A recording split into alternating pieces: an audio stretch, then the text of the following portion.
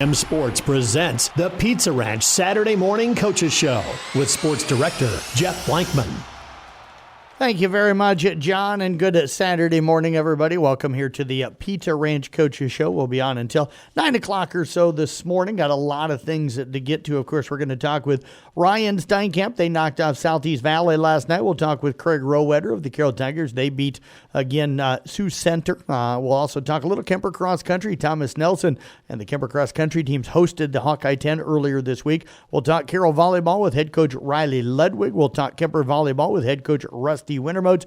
And we'll talk Carroll Swimming, again, with Deb Danner. They're on their way down to Lewis Central today. Don't forget our Player of the Game banners from all four of our broadcasts last night, available on our CB Sports Network website, Facebook, Twitter, and Instagram pages. The audio broadcast from the games last night, available, those radio broadcasts on the website. You can also find the audio broadcast of the Arweva win over Boyer Valley last night on the CB Sports Network YouTube channel. Again, game recaps, so with scores and stats from all of last night's football, plus all of today's activity will be typed up on the Brinks Exterior Sports Report over the weekend, and the New Way Ford scoreboard show from last night, that is podcasted on the website as well. Let's start with the scoreboard from last night here in Class 3A District 1. It was Carroll over Sioux Center 27-7. It was MOC Floyd Valley blanking Royden Rock Valley 37-0, and Sergeant Bluff Luton defeated Bishop Heelan 42-23. Class 2A District 8, Kemper rolls in the second half to beat Southeast Valley 34-12. Roland Story tops Sadell 55-8, and Greene County edges Des Moines Christian 14-13. Class 1A District 2, Sioux Central Sioux Rapids over East Sac 42-26. It was Manson Northwest Webster topping Emmitsburg in overtime 20-14. Pocahontas area knocks off Eagle Grove 40-28. Class A District 7, Earlham upends South Central Calhoun 21-19. Loma outscores ICAM Manning 42-28. ACGC down Southwest Valley. It was Riverside 44-6 over Panorama. That ACGC score was 40-7. 8-man District 1, Arweva routs Boyer Valley 35-6 to clinch a playoff berth. St. Mary's of Remsen shuts out West Harrison 67-0. Woodbine cruises by East Mills 76-6, and New Alfonda downs Siouxland Christian 43-16. 8-man District 9, Audubon over Baxter 50-26. Colonesco tops Coon Rapids Bayard 36-22. Collins Maxwell over East Union 56-26, and St. Edmund beats Glidden Ralston 20-6-12.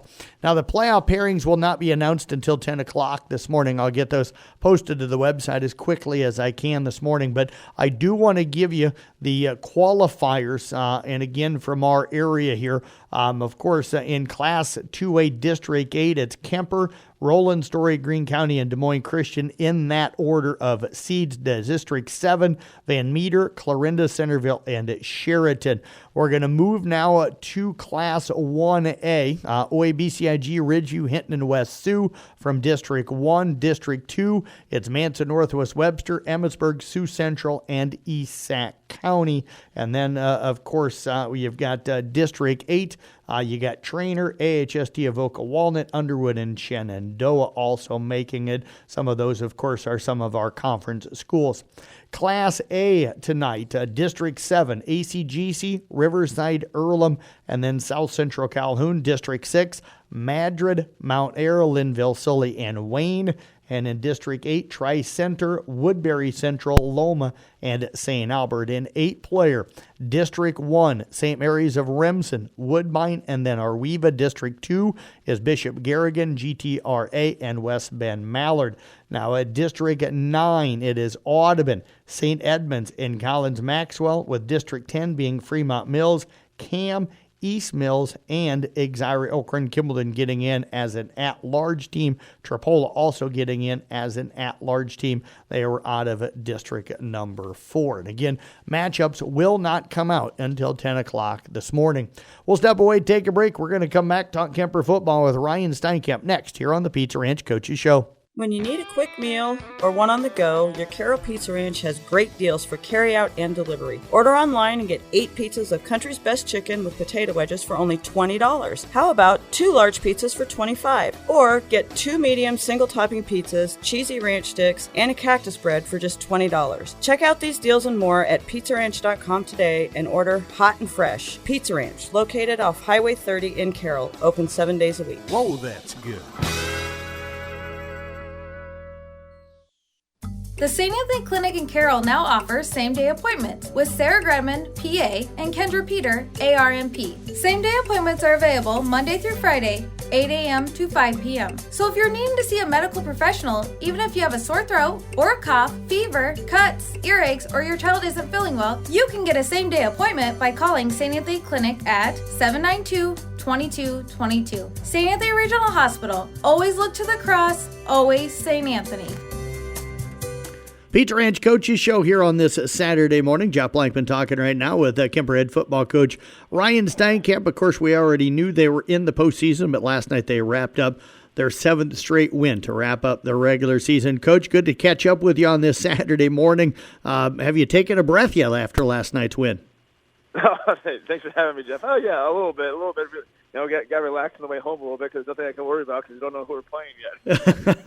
Yeah, that doesn't come out until about 10 o'clock this morning. So, Coach, it's kind of becoming a running joke with us here a little bit. I always ask you about the next opponent, and you always say that, you know, you don't pay attention to that until, you know, after the game's over. Last night you said that your assistants would have it up on the whiteboard. What did they have on the whiteboard when you got back to town last night? Oh, no, nothing yet. It's a lot of talking so far. You know, a lot of speculation. Now it's just everybody's just guessing. Yeah, absolutely. Well, let's talk about last night's win. You guys, it was a 7-0 lead at halftime. You go out and get things rolling in the second half, though. You win it 34-12 to wrap up that 7-1 regular season. Let's talk first half. We talked a little bit about it last night. It wasn't that the offenses for both teams really weren't moving the football some in the first half. The defenses were bending and not breaking. They missed a field goal. You guys turned it over on downs deep in their territory. So what was working offensively? And then on the flip side, because I know you're the defensive coach as well as the head coach for Kemper, how are you guys able to stop them when they were moving the ball when they got deep into your territory? Yeah, you know, the offense did a good job of just, you know, getting 3, 4, 5 yards, and then we kind of stalled out a few times, or, you know, they did a good job of jumping some pass routes, making some pass breakups. And then offensively, you know, like I said, they did a good job. I mean, we did a nice job stopping the run, but, you know, we were kind of, our secondaries played a little bit more of, you know, the deep passes. They kind of showed that a lot last week, so we were kind of ready for more, you know, some deeper routes or some crossing routes. And they kind of picks apart in the short game. So, you know, getting 7, 10 yards on the little hitch routes and stuff like that too. We're there to make the tackle, but, you know, tip your cap to them for making those plays. Coach, now we knew that they were going to want to throw the football some. They were somewhat balanced on offense. Were you surprised at how quickly they went away from the run game in a way, or did you think that would be the game plan? You know, they've kind of shown that, you know, they definitely want to run the ball first. If they're not having much success there, then they'll start to air it out a little bit. And I thought our front guys did a nice job of stopping the run. What was impressive for you about the way the defensive front played again last night? I thought linebackers did a great job. You know, they definitely got us a few times in the first half. The second half, you know, I thought all 4 linebackers did a nice job being more aggressive, and D-line did a nice job of being more gap sound. One guy that seemed to be in the backfield a lot last night, Sean Healy. What have you seen from him, and how is he able to seem to get so much pressure into the backfield? I mean, he's kind of raw. He's all gas, no brakes. So sometimes he flies out there and he gets himself in trouble. Sometimes he gets too far upfield, but he also disrupts a lot of things too. So it's kind of a risk reward. But yeah, he did a nice job last night. How did you adjust to the short passing game? We talked a little bit about that last night for the New Way Auto Group scoreboard show, but what adjustments did you guys make to maybe take away a little bit of that short passing game? We just kind of bumped the linebacker out to collision a little bit more, and then kind of brought the safeties down a little bit. You guys, a couple of interceptions last night, had another one. How special would that have been for Carson Canny in his last game of the regular season of his senior year to get a pick six that was about 100 yards long last night? That would have been pretty awesome. You know, I know they called us for a holding call, and it was probably the right call. And kind of a 50-50 one that, you know, it'd be great if they didn't call it, but they did. But yeah, they're a little winded after that play. Yeah, so I remember the long pass that he caught, you know, against AHSD of Oka Walnut early, and you could tell as he got down the field that the linebacker or the D-back almost caught him because you were kind of joked that he was a little bit gassed. I thought he was able to stride out a little bit better last night as not as many guys chasing him. Yeah, it was a great play. What really jumped out to me, and I don't think the hold got on him, but he looked like he broke on that route really well.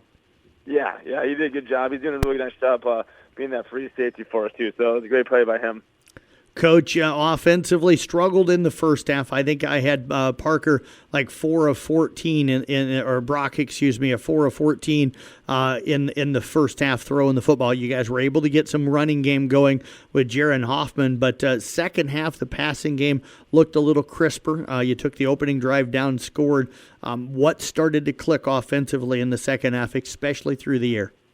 They're bringing a lot of pressure. They're bringing 6-7 guys too. So then we started hitting some nice window routes. I think we talked to the kids at halftime what they saw out there. They're the ones playing, and they hit some nice window routes on the guys.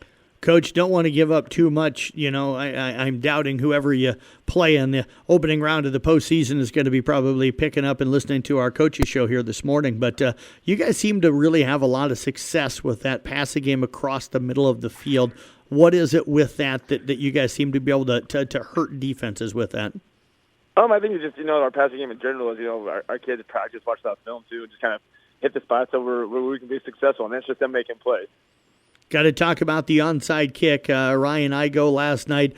It barely got 10 yards, but it got there. I mean, were you over there blowing, trying to get at that last couple of inches? I think the kids are waving their arms a little bit. No, that was a great kick and a great job by our kids making that play. Was that something you guys talked about at halftime? If we score first, to start the second half, get up 14-0, we're going to try this? It was in the back of our minds a little bit, yeah. Big time to get it. You guys ended up going for the touchdown in the first play after that, didn't get it, but you do score to go up 21-0. Did you feel like at that point that we're in total control now? I wouldn't say total control too, but no, it was a great bounce back from the first half. We come out like that, the start of the second half that we did. It's been great if we could have started the game like that too, but it's okay for our guys facing the first team and come back from it. So, yeah, I was pretty proud of the start of that second half. Coach, they score then on their next drive to cut it to 21-6. Did you feel you needed to answer at that point? We just need a good drive there. I know the wind was playing a factor a little bit. We just need to put a good drive together too, and the kids did a great job marching down. I know we don't know who you're playing yet coming up on Friday night. We know you're hosting, but I'm sure it matters to you at some point because you got a game plan. But what will be the focus for you guys in practice this week? Probably as much about yourself as it is about whoever you'll find out later this morning that you're going to play. Sure. We'll look at the game film from Friday night and just kind of see where we can grow. We always kind of do some positives and minuses or things we would do well, things we can work on. And then we'll be kind of focused on towards our opponent because it's going to be someone new that we haven't played or seen yet. So, yeah, we'll start gearing towards how we can hopefully be successful and do our best. Everybody that I talked to with your assistants last night said either Northwest or East. Does it matter to you? No, it's playoff time. You got to play whoever, whenever, wherever. Our kids are just excited about this opportunity. Well, Coach, as always, we appreciate you joining us here on this Saturday morning. Enjoy the weekend, and we look forward to hearing from you and talking to you again next week. Absolutely. Thanks a lot, Jeff, for having me. You bet. Head coach Ryan Steinkamp again with the Kemper Night football team. Again, they pick up a 34-12 victory again last night over Southeast Valley. Back with more of the Pizza Ranch Coaches Show next year on KCIM. Unbelievable deals from your Carroll Hy-Vee. Basket and bushel strawberries, only $2.49. 24-pack Pepsi products, $9.99. Frito-Lay Fritos, salsa, or queso dip, only $2.99. And Hy-Vee Midwest pork top loin chop or tenderized pork chop, just 99 cents. All weekend long at your Carroll Hy-Vee. Craig Rowetter, of course, the head football coach with the Carroll Tigers, joining us on this Saturday morning. It's the Pizza Ranch Coaches Show. Week 8 is in the books. The Tigers keep their playoff hopes alive with the 27-7 win last night over Sioux Center. They head to Boyden Hall, Rock Valley coming up this Friday night, and we'll talk with Coach a little bit about that. But, Coach, congrats on the win last night, and thanks for joining us here early on this Saturday morning. You bet, Jeff. As always, appreciate all the coverage you guys give us, and yeah, it was a good one last night. Good to get back in the win column. You bet, Coach. I got to ask. You and I were chatting during the commercial break, and this is a program that kind of had your number the last 3 years. They go down and score early. Kind of a good response by your ball club this year. Yeah, and we knew. It's not hard to look up records. We knew they had one win coming in, but if they were in a different, pretty much any other district around, they'd have a lot more than one win.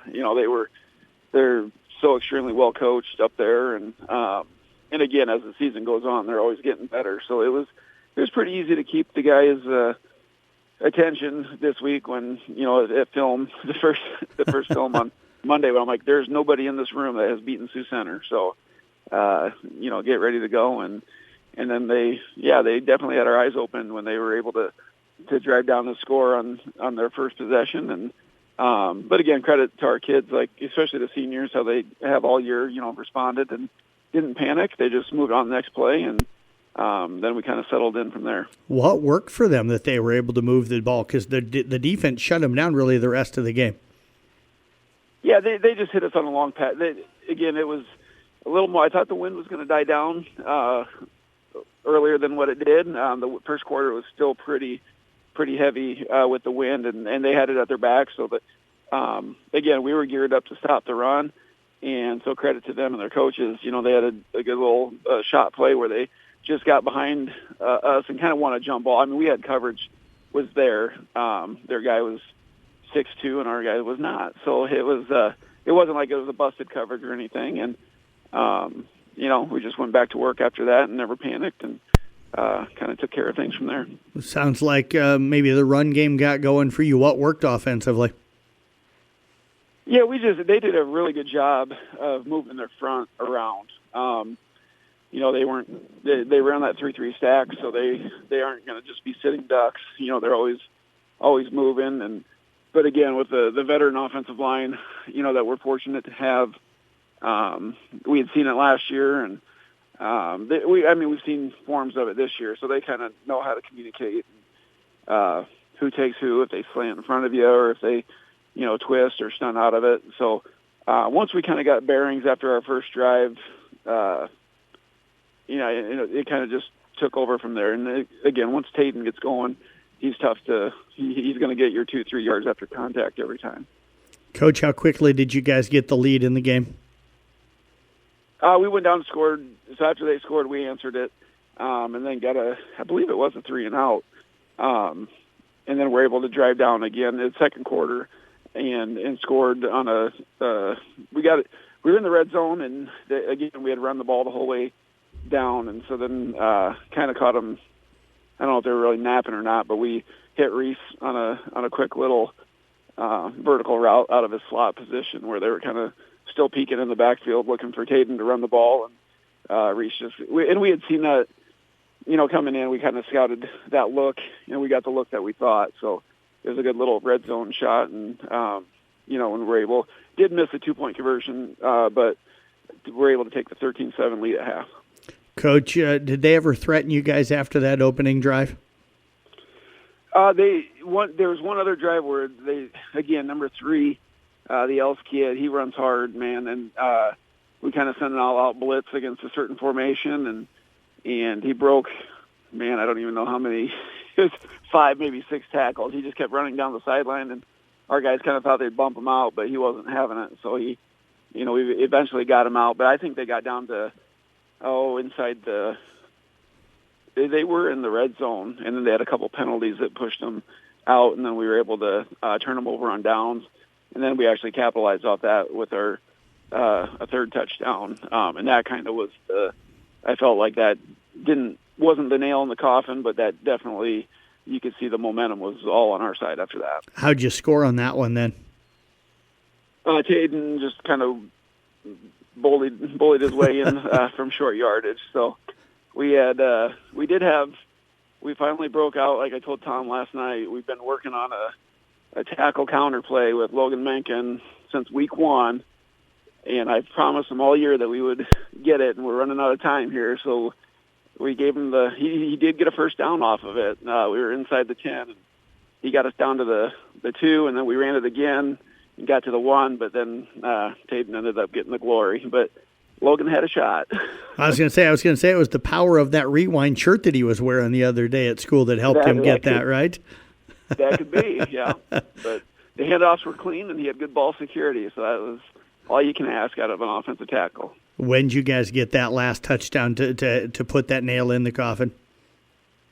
It was in the fourth quarter with about, I think there was 7 or 8 minutes. I'd have to go back and look. But then, again, our defense, it was a quick 3 and out, and then we were able to kind of run out the rest of the clock. It was nice. We got some guys into Blake Bell, and we even got Carter Smith.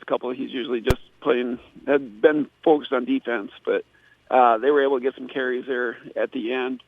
So that was kind of cool, especially on senior night, just to get those guys that have put so much time, and effort into our program, just to kind of reward those guys. We did take a knee at the very end, but it was fun to get those guys some carries at the end.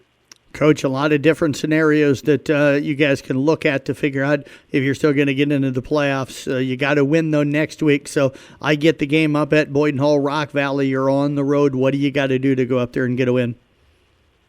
Just stay focused. And the kids did such a good job this week about it, too, because it's easy to say, well, they have one win. It should be a gimme. But, again, just a couple of years ago, we were in that boat, kind of playing spoiler for Sergeant Bluff came down, and I think they just had to win, and they were district champs, and we ended up knocking them off and then knocking them out of the playoffs. So we're treating it like week 2 of the playoffs. This was week 1, and, last night was week 1. So, it's just to stay focused. Boyden Hull, they're a couple of years removed of a state title game. They have struggled a little bit this year, but they'll play hard. I'm assuming it'll be their senior night. Plus, we don't have school, and plus it's a 3-hour bus ride up to the outskirts of South Dakota. So, so there'll be plenty of obstacles for us, but I am confident that our guys will take care of business, and then we'll just kind of see how things play out. And unfortunately, it's a little bit out of our hands there, but, there wasn't anything too crazy last night. Score-wise, it kind of played out kind of how we thought it would. Well, Coach, as always, we appreciate all the time. Congratulations on the win, and looking forward to catching up with you next week and then making that travel up to South Dakota with you guys to watch the game and call the game next week. You bet. Hopefully I don't know if they'll get you they should get you some sort of a charter jet or something. Maybe tell Pete. That would be nice. Pony up and get that going. And I'll ride with you then, and Nago can have the bus. You may have more pull than me, so go ahead. I'll give you his number.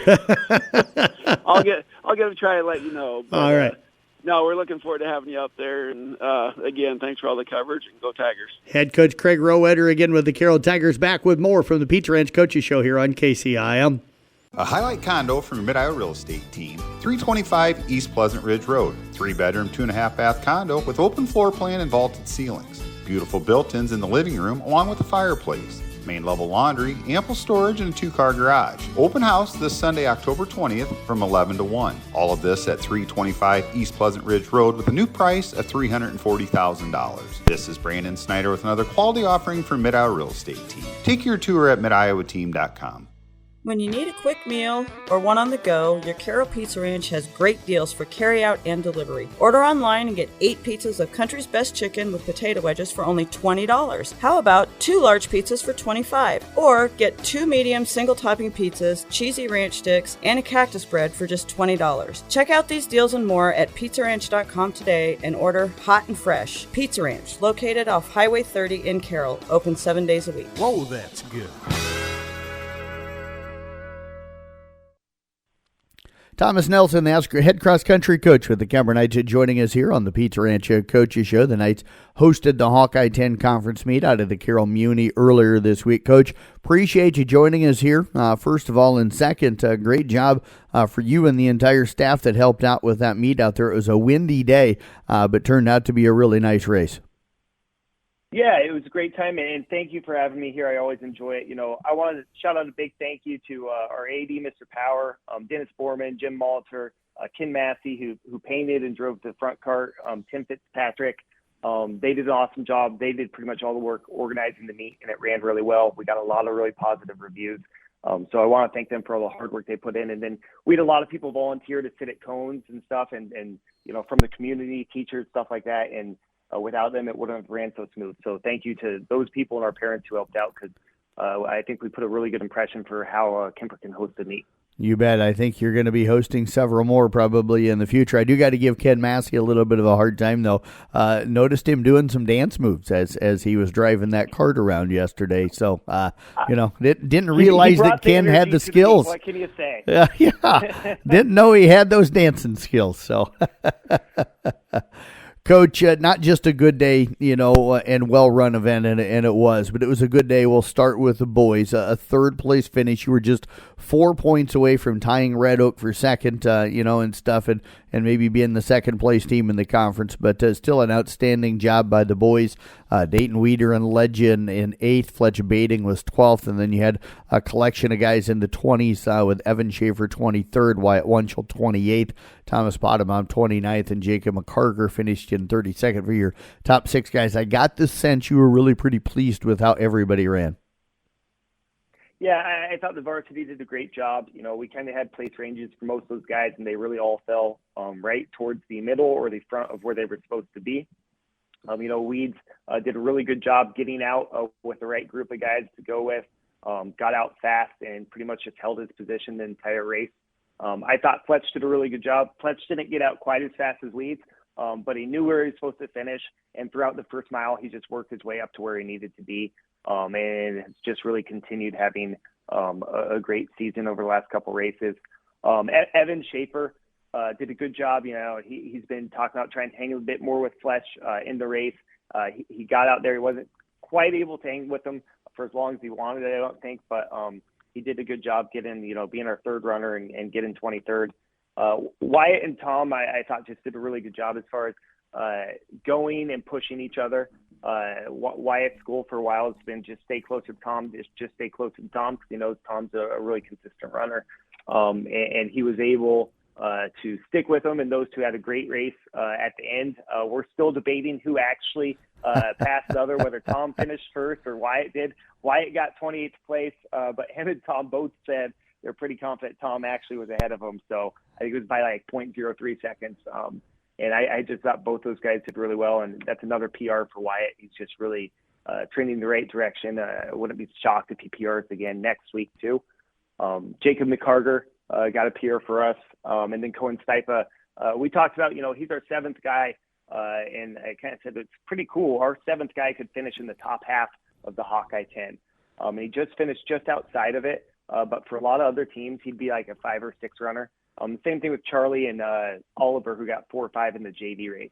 Those guys are running varsity on a lot of other teams. So just really happy to see our depth guys perform really well. And our JV, I had said, hey guys, I said at the beginning of the race, hey, let's make a goal. Let's be top 4. And they were like, yesterday you said top 5. And I said, well, let's push ourselves a little. Let's be top 4. And a lot of kids ran really well. Simon P, they got a PR, and they got 4th, and we're really happy with that. And I thought that was a great kind of end of the season for a lot of those guys. And, Coach, very windy out there on Thursday, especially on the back 9. That's where I spent most of my time when I was there. I'm guessing, though, front 9 a little less windy, but still probably windy. How was the course overall for the wind? It was windy, but kind of just like hills. Every time you run up one, you go down another. Every time the wind's in your face, once you make a turn, it's at your back. And we talked to kids about, hey, when it's in your face, if you're close to someone, tuck in right behind them. Let them just take a little of that off you, especially when you're in those big packs. That you can help yourself just a little there and pass. When the wind's at your back. And I think kids did a pretty good job of that. And as windy as it was, I don't think I had one kid after the race complain about the wind. I think they were just more focused and happy about their performances. Let's bounce over to the girls. They finished 9th as a team yesterday. Casey Weeder, and as she seems to have done all year, led them with the 28th place finish. Addie Davis ran well, finishing in 40th. Shelby Graving, 46th. Logan Lee, I think you said, ran a PR and finished in 51st. Anna Seidel, 52nd. And Madeline Sigabart, 55th. But I know in talking with you during the commercial break before, the show got started here today, that you kind of were – the girls all ran really good times and some of the best maybe overall group times that you've had for a while? Yeah, as far as I was really happy, with pretty much how all the girls ran. I thought Casey, as always, has done a good job, leading the pack. And Addie, as you mentioned, that first mile, she really put herself out there and put herself in position to run a really solid race. On average, our girls' times are down significantly from a year ago. Marie was always way out there, but then it was kind of, and Julia Canny was always way out there. Then there's a big kind of separation between the rest of the pack. And we've got more girls capable of running the 23s, 24s this year than we've had in a long time. And even our average JV times are down. So I was just really happy with girls varsity through JV and seeing that, throughout the year, we've seen a lot of improvement. And our goal was, to be 9, 10, 8, 9, 10, and them getting 9, I thought was really good in a really competitive meet. Coach, you mentioned, and you and I were talking, that Addie was kind of right there with Casey earlier on. You like to see that with her because you think that will really benefit her in the future. Yeah, I just think it's awesome to see her really pushing herself, and that that's where she wants to be. She knows where she wants to be. She wants to be way up there in the races, and she only fell back about 12 places last night. But if she continues to put herself out there and continues to run, the first miles like that, she's just going to get stronger and stronger and going to be able to hang on longer and longer and get closer and closer to Casey. So I just like seeing that because I really think that's her showing, hey, I'm locked into this race. Like I came to race today, not just to run. Coach, what about the boys and girls take away from Thursday for next week over at Ames? They're going to be running. Gilbert's going to be the host school, but it's going to be at the Iowa State Cross Country Course. So what do they take away to help them at the state qualifying meet? So our biggest takeaway for state qualifying is we just had a really solid meet. We can't affect how any other team's going to run next Wednesday at Gilbert. We just have to try to run our absolute best races. And I feel like our kids are going to feel confident in being able to do that because we've strung a couple of really good races together in a row. Gilbert's also relatively flat, and we just ran a really flat course. So I think our kids are going to be really confident that we can have a good day on Wednesday. Coach, thoughts on getting Gilbert as the host school and running where you were at? We figured it was Gilbert or Harlan. And for us, location doesn't matter. It's going to be a difficult meet. There's a lot of really solid teams there. You've got Gilbert, you've got MOC Floyd Valley, you got Sioux Center, Storm Lake, Nevada. It's going to be really competitive, and that's going to give us an opportunity to really challenge ourselves. So I think it's something we should look forward to. Well, Coach, as always, we appreciate you joining us here today. Congratulations on an outstanding meet again on Thursday with the Hawkeye 10. Best of luck coming up next week, and we look forward to seeing you again soon. Thank you very much. Have a great weekend. You as well. Head coach again, Thomas Nelson with the Kemper Cross Country teams. Back with more from the Pizza Ranch Coaches Show coming up here on KCIM. Dries Company continues to grow, and that means they're hiring for both mechanical and plumbing apprentice positions. These are full-time positions that provide both excellent benefits and the opportunity for career growth and job stability. No previous experience is necessary, just a motivated, driven personality and an outstanding work ethic. If you're looking for a career, come join their growing team that rewards and values integrity and hard work. Apply online today at driesco.com or email your resume to service@driesco.com. Dries Company, family-owned and celebrating 91 years in business. Animal Rescue of Carroll's hosting a drive-through dinner on Monday, October 21st at St. John's Lutheran Church from 5 to 6. It's a free will donation that'll get you a grilled ribeye chop, roasted red potatoes, corn, and a double chocolate brownie, plus a Culver's frozen custard cup. Help this amazing organization and all the animals that need a new home. Back here on the Pizza Ranch Coaches Show on this Saturday morning, talking right now with head coach Riley Ludwig, of course, with the Carroll volleyball team. And coach, as always, congratulations on that win Thursday. Thanks for joining us here today. Yes, thank you. You bet, Coach. A 1-1 week for you guys as you get ready for postseason coming up on Tuesday. We'll talk about that matchup with Dennis and Schleswig coming up. But let's start with Thursday. You guys traveled over to Boone, picked up a sweep over there, really kind of running away from them in set 3. But the first two kind of tight, especially the second set going extra points as you win that one 27-25. What stood out for you about Thursday night? I mean, our errors didn't pile up like they have been recently. When we made one or two in there, we got the ball back pretty close to in 3 every time. A couple times there they got on some runs that we needed to stop a little bit earlier, but we got out of some of those quicker than we have been recently, so that's good. Has that been the biggest thing you've talked with the girls about here lately is not allowing those longer runs or as many of them as maybe as you had been? Yeah, yes, and it's very rare that it's one person making, multiple errors in a row. It's usually like it spreads. One hitter will hit it in the net, and then maybe we'll shank the next serve receive ball. Maybe the next time on defense we don't pick up a ball we should have, or then another hitter will hit one out. It's like it spreads throughout the whole team, so we're figuring out how it's okay to make one and then kind of move on from that. You think it's a confidence thing, or what do you attribute that to?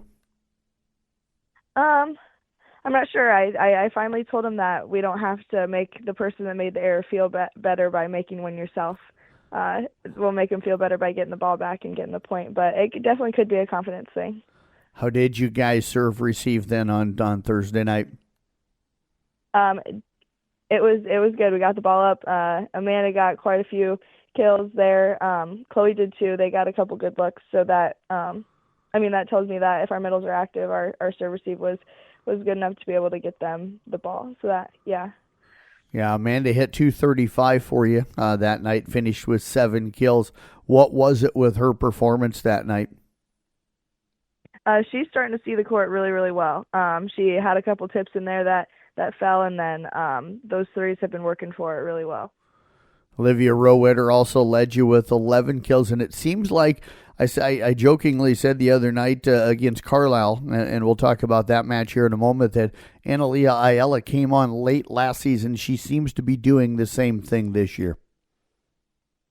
Yeah, she is starting to figure it out, especially over on the right side. She sees the block, she uses the hands, she tools. She sees the court really well on both the outside and right side. She likes to tip that deep line, and that seems to be working for her too. And then Olivia with 11 kills to lead you. She's kind of one of those important players. I think when she plays well, it kind of lifts up everybody else. Yes, very true. Very true. And it seems like a couple of them kind of do that. When somebody's on, everybody's on, and when somebody's off, we sometimes all fall off a little bit.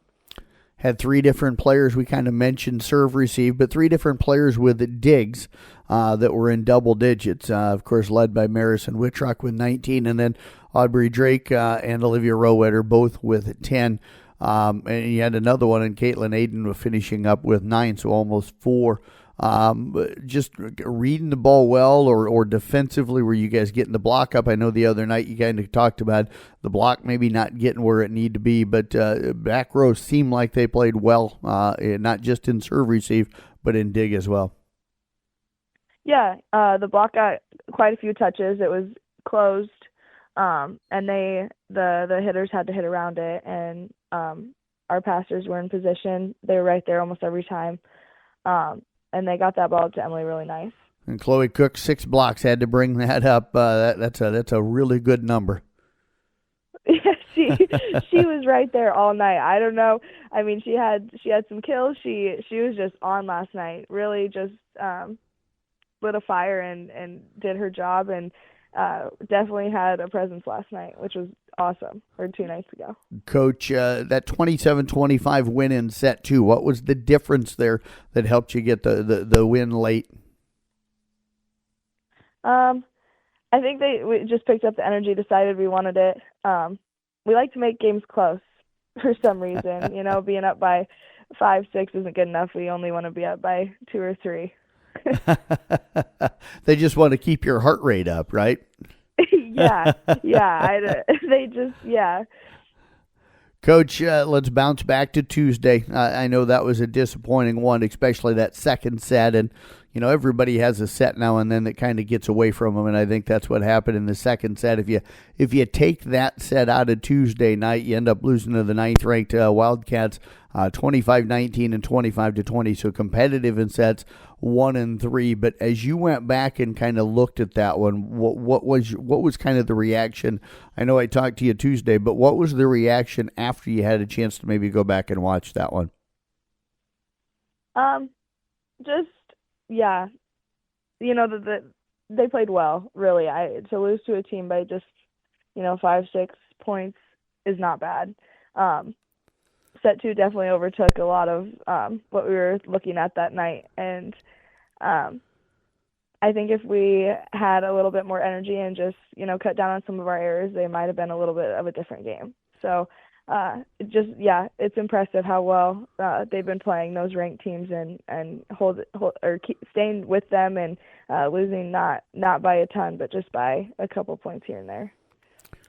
What did you learn about them after having that tough second set, that they were able to bounce back and really be competitive in set 3? Because sometimes if that happens, a team can kind of roll over and go, hey, we're down 2-0. We just got beat pretty good. Let's just go home. But they didn't seem to do that in the third set. No, and that's something I've noticed this season is they can kind of throw it out the window the set before, the game before, and just come out a whole new team, just ready to go, ready to compete, no matter what the score was, the set before, the 2 sets before, the game before.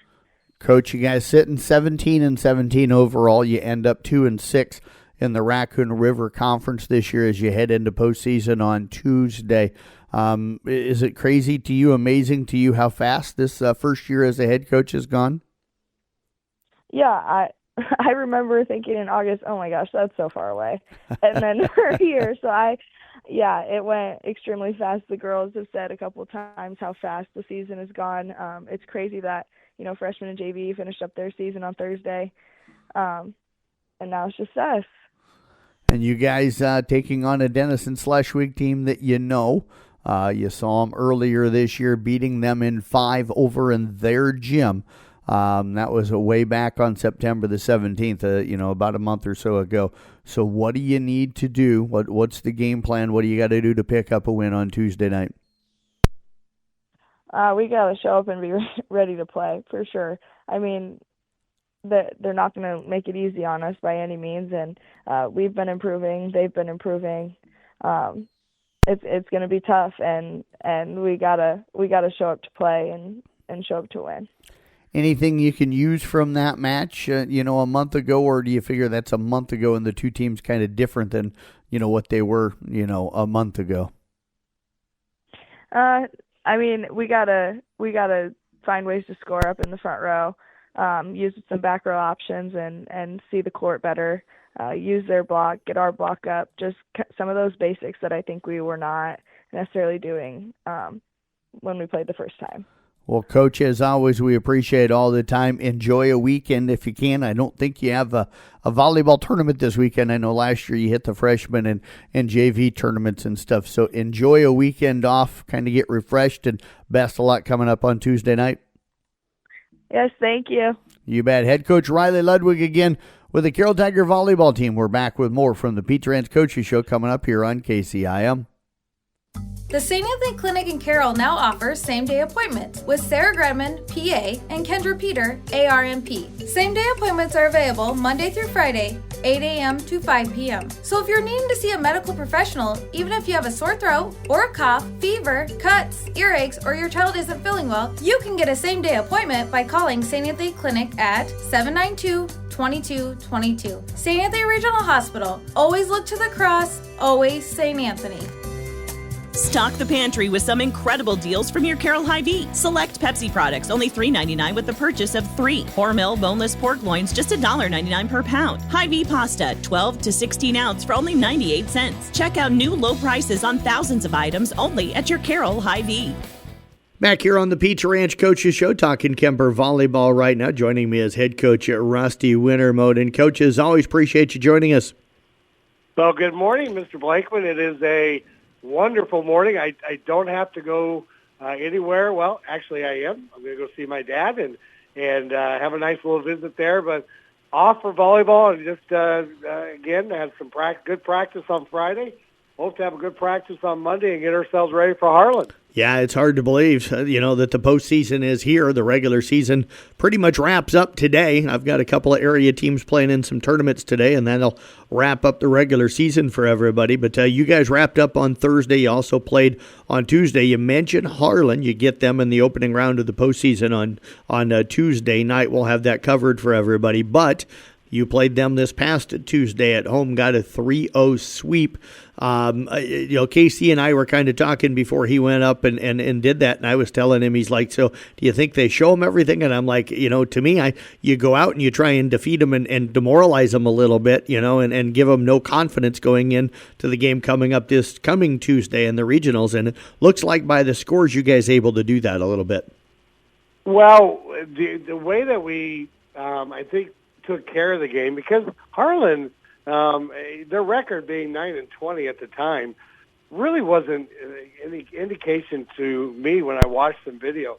They have some, if they can get like any team, if they get a good pass, they have some size in the middle that can move a little bit and cause some problems. But we did a good job with aggressive serves. We didn't miss many, and we're able to keep it away from the libero, but really kind of attack where the setter had to try and really run and get something. So we got them out of system a lot, which allowed us to get a little more deep rolls and free balls. And we didn't. The only thing we didn't show them is we started working on a little bit more up-tempo offense, and we just didn't show them that. We just showed them our normal offensive set. So you're right. We kind of held back a little bit, if you want to call it that, but we still just say, you know what, serving is serving. We got to be strong at that.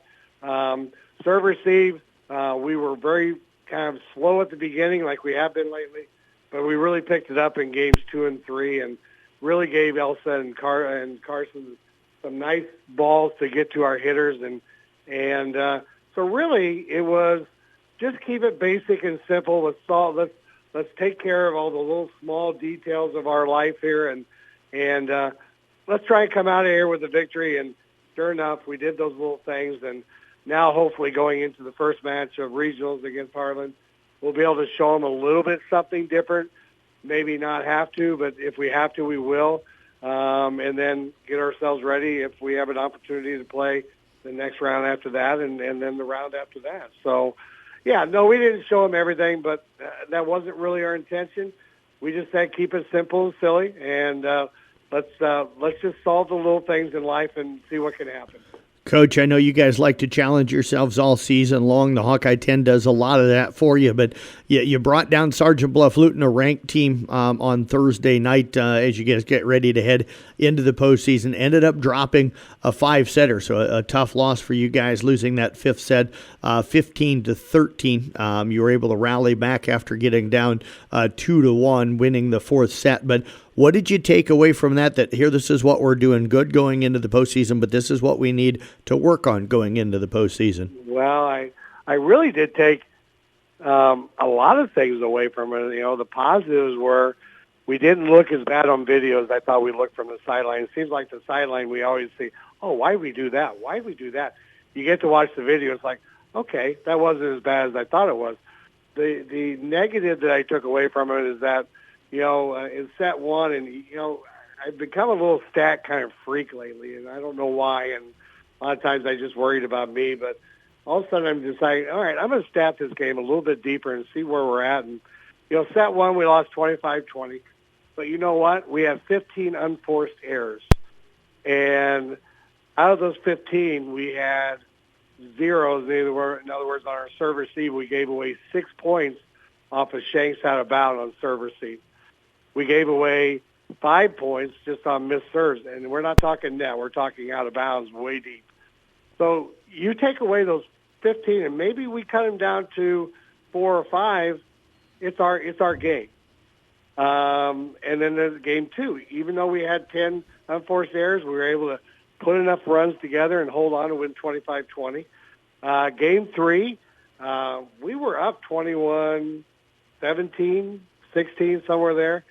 Really not doing bad on unforced errors, and then all of a sudden unforced errors came about, and we had another 5 missed serves, and the missed serves came really kind of at the end. And we had 6 hitting errors, and then we also had 3 serve-receive errors that, again, allowed, and we cut those in half, we win that game. Game 4, we won 25-16. We only had 4 unforced errors, and we received probably the best we had all night. And hitting errors were maybe, I think, 1 or 2. And the hitting errors for me is just we're hitting it out. Yeah, I'm going to hit it into a block. I don't necessarily count those in the sense that I count the unforced errors, the points that they just didn't earn, we gave it to them. And we had 1 missed serve. So that's the kind of thing I think they need to recognize. We do that type of thing every game. You guys are going to have a lot of success. And, game 5 was really kind of the same. We only had, I think we had 7 unforced errors, through, for half of a normal match or a game.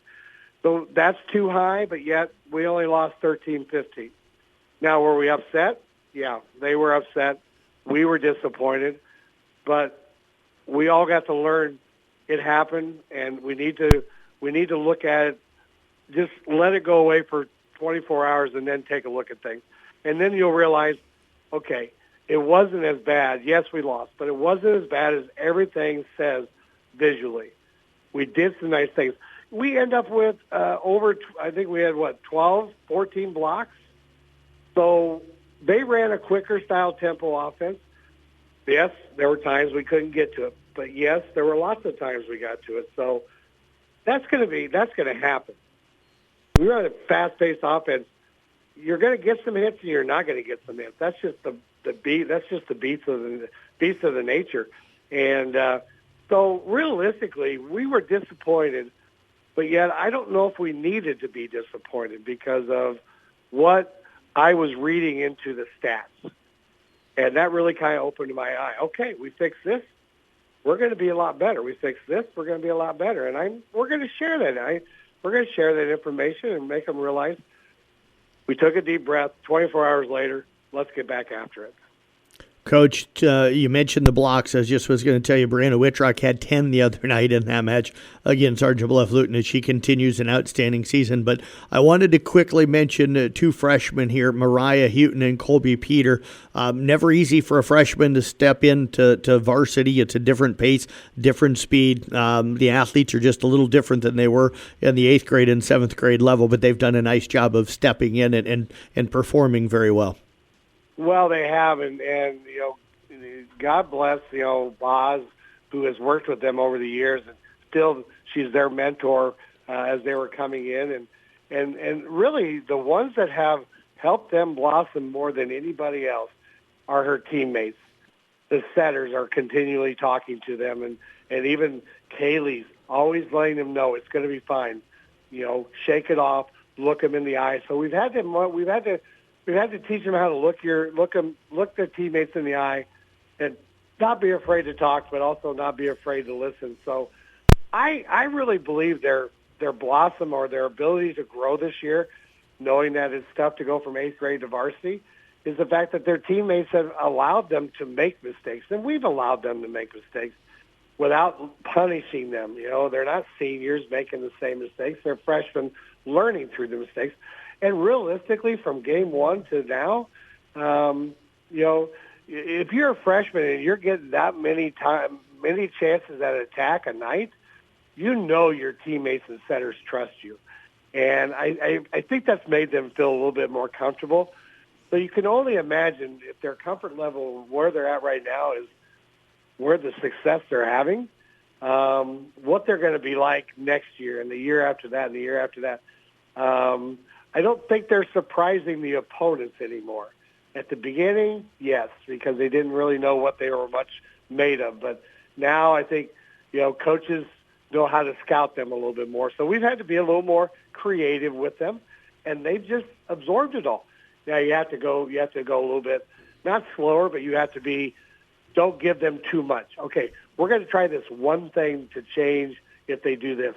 And then that's all you talk about. Because if you throw 2 or 3 things to freshman hitter working on a varsity level.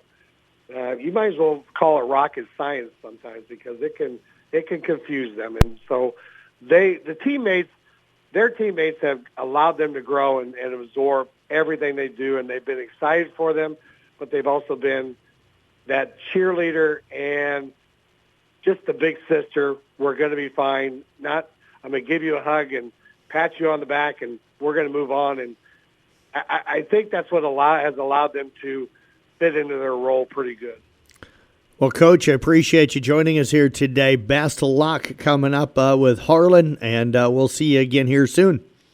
All right, Mr. Blankman, it is always good to speak to you, and I'll be excited to speak to you next Tuesday as well. You bet, and go Big Red as always. Head coach Rusty Wintermote with the Gepper volleyball team. We're back next right here on KCIM. A highlight condo from your Mid-Iowa Real Estate team, 325 East Pleasant Ridge Road. 3-bedroom, 2.5-bath condo with open floor plan and vaulted ceilings. Beautiful built-ins in the living room along with a fireplace. Main level laundry, ample storage, and a 2-car garage. Open house this Sunday, October 20th from 11 to 1. All of this at 325 East Pleasant Ridge Road with a new price of $340,000. This is Brandon Snyder with another quality offering from Mid-Iowa Real Estate Team. Take your tour at midiowateam.com. Dan Danner joining us here today to talk a little Carroll girls swimming as the Tigers headed over to Boone for a triangular this past Tuesday. They're on their way today down to Lewis Central, down, of course, in Council Bluffs. And, Coach, as always, good to catch up with you. Yeah, it's good to be here.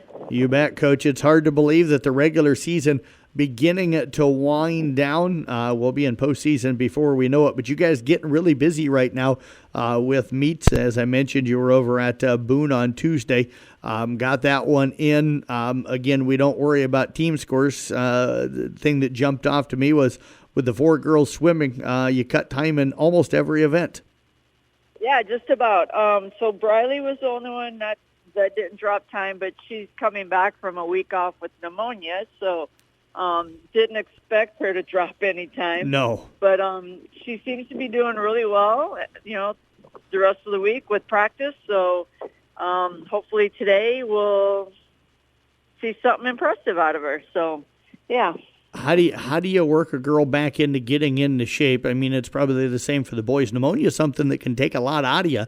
So how do you work them hard enough to get them back into conditioning but not overdo it? Yeah, I don't know how it's going to go today. We swim as much as I can. When I hear her coughing, she's done.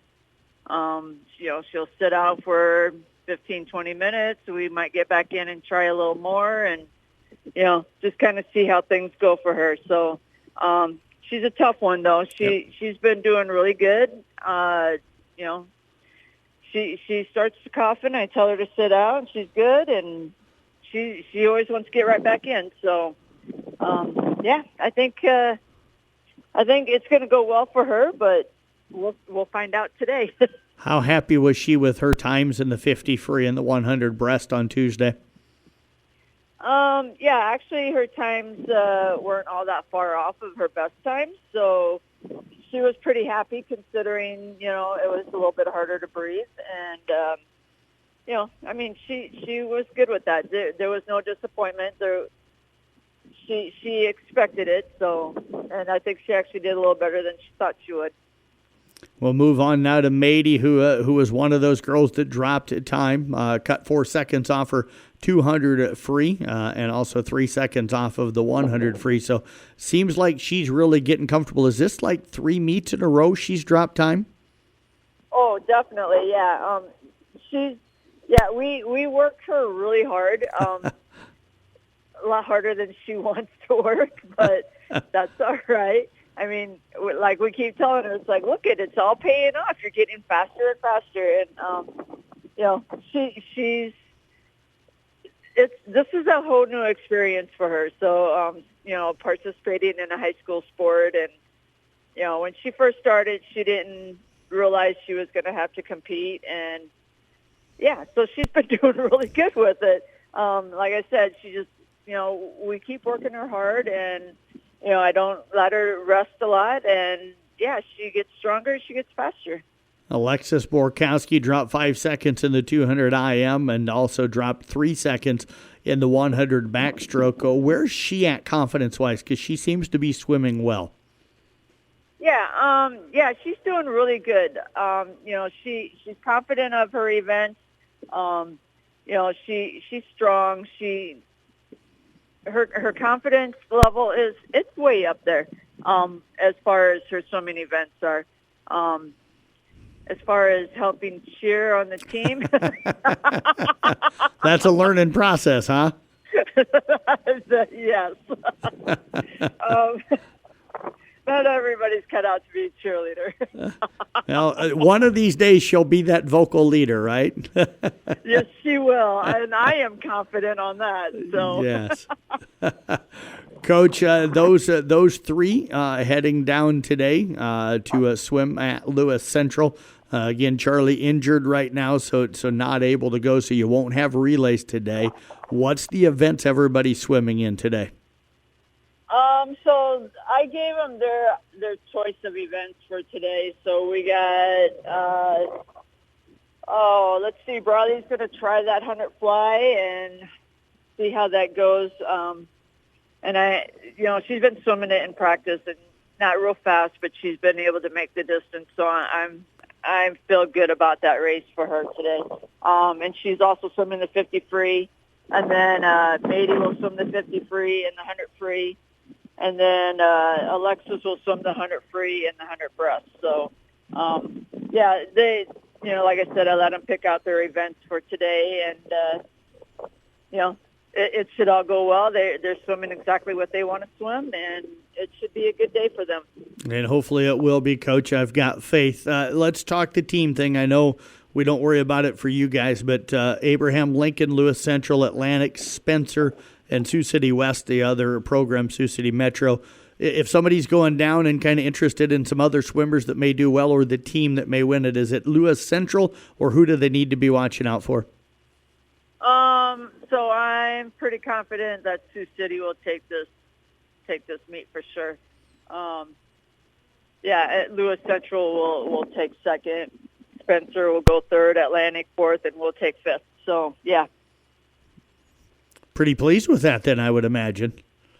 Oh, yeah. Well, I think we'll be fine. And in the meet, we've seen all of these teams already, so, the girls know what's out there, and they know how hard it's going to be for them. So, yeah, I think they're going to be fine with it.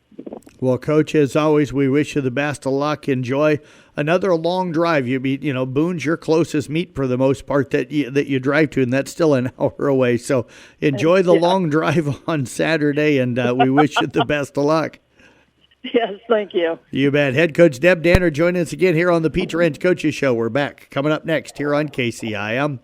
When you need a quick meal or one on the go, your Carol Pizza Ranch has great deals for carryout and delivery. Order online and get 8 pizzas of Country's Best Chicken with potato wedges for only $20. How about 2 large pizzas for $25? Or get 2 medium single-topping pizzas, cheesy ranch sticks, and a cactus bread for just $20. Check out these deals and more at pizzaranch.com today and order hot and fresh. Pizza Ranch, located off Highway 30 in Carroll, open 7 days a week. Whoa, that's good.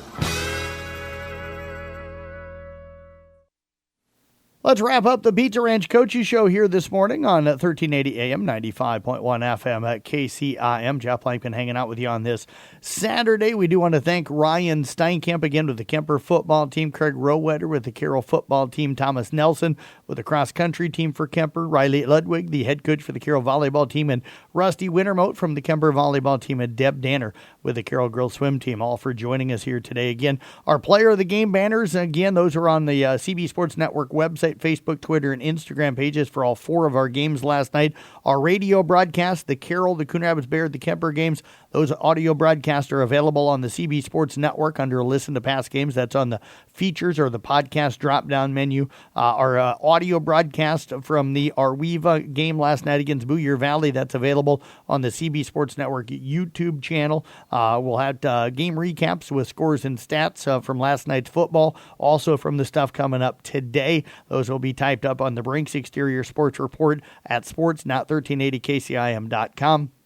And the New Way Ford and New Way Auto Group scoreboard show from last night is podcast as well on the podcast center at sports.1380kcim.com. We'll podcast this show shortly after it is wrapped up here in just a moment. Just got to run through today's schedule. Again, we've got the Rolling Valley Conference volleyball tournament starting this morning, just getting underway at 9 o'clock. That's being played at West Harrison. Arweva, Coon Rapids Bayard, Exirocron, Kimballton, Glidden Ralston, and Peyton Chernan all going to be in action today. In cross country, ICAM Manning girls and boys going to Missouri Valley. And in girls swimming, Carroll heads to Lewis Central today. That'll get underway at around noon. Thanks for tuning in here to the Pizza Ranch Coaches Show. Have a great weekend, everybody.